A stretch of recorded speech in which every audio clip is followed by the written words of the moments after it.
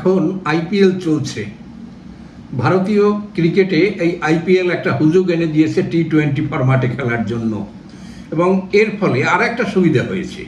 এই টি-20 ফরম্যাটের ক্রিকেট যুক্ত হচ্ছে আগামী অলিম্পিকে, অর্থাৎ 2028-এ লস অ্যাঞ্জেলেসে যে খেলাটা হতে যাচ্ছে অলিম্পিকের, সেই আসরে 128 বছর পরেই আবার ক্রিকেট যুক্ত হচ্ছে।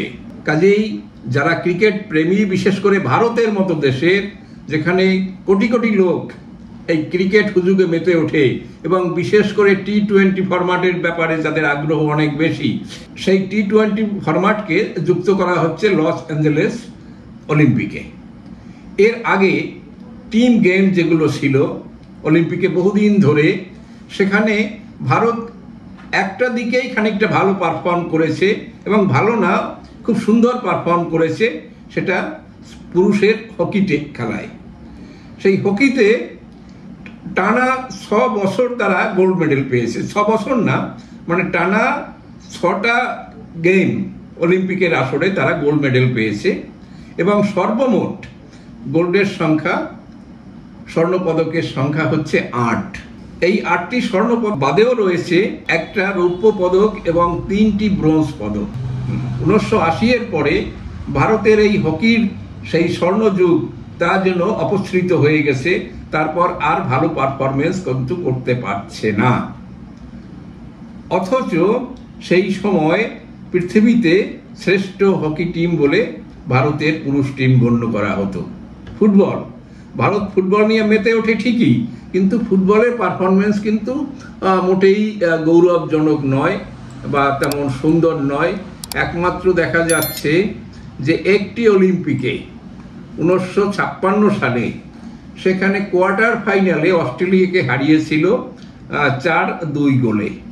সেটাই এখন পর্যন্ত ভারতের ফুটবলে, পুরুষের ফুটবলে বেস্ট পারফরমেন্স।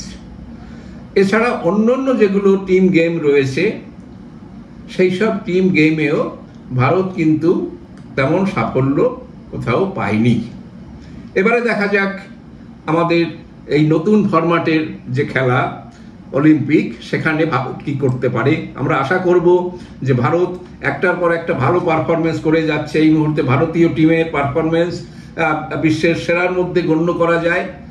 তারপরেও এটা চান্সের ফ্যাক্টর রয়েছে। তা সত্ত্বেও আমরা ভারতীয় হিসাবে আশা করব যে 2028-এর লস অ্যাঞ্জেলেস অলিম্পিকে ভারত ভালো রেজাল্ট করবে, স্বর্ণপদক পাবে, আবার স্বর্ণপদকের যুগ ফিরে আসবে ভারতে। আমরা 140 কোটি লোকের ভারতবর্ষে যে সব সাকুল্যে যে কয়টি মেডেল পাওয়া হয়, দেখা যাচ্ছে যে ইউরোপ বা অন্য পৃথিবীর অন্য ভূখণ্ডের ছোট ছোট দেশ তার চাইতে অনেক বেশি সংখ্যক মেডেল পায়।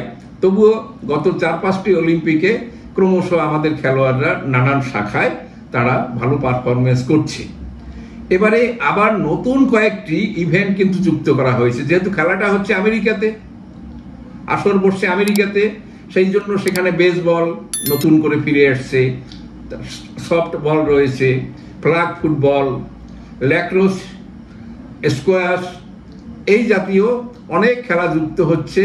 সর্বমোট 22টি নতুন মেডেল যুক্ত হচ্ছে আগের বারে প্যারিসে যে অলিম্পিকের আসর বসেছিল 2024 সালে, তার থেকে।